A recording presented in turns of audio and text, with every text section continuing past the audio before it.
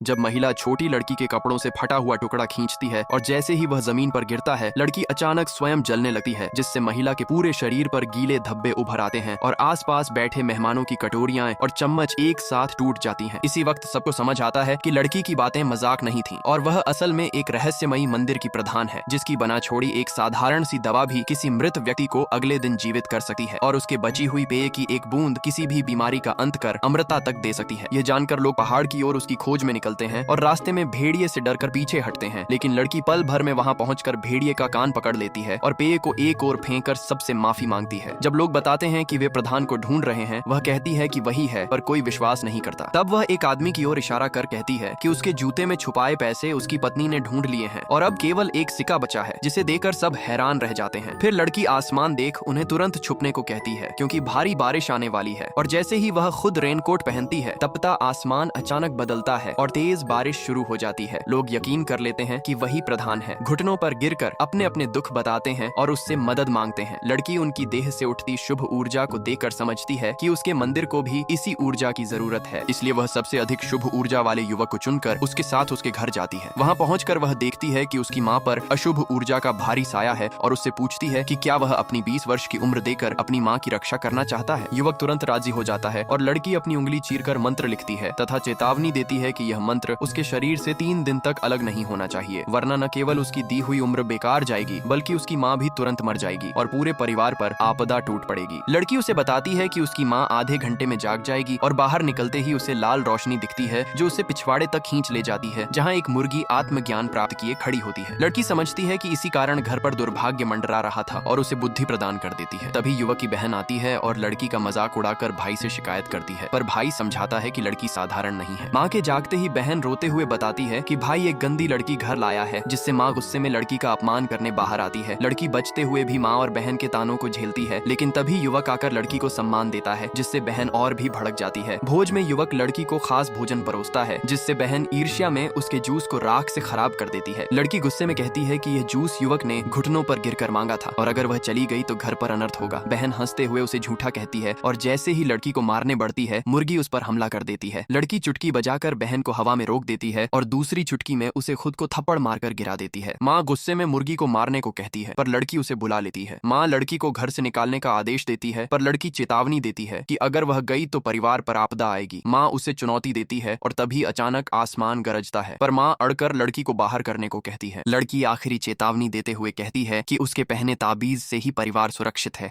और अगर उसे हटाया गया तो दोहरी मृत्यु और विनाश तय है।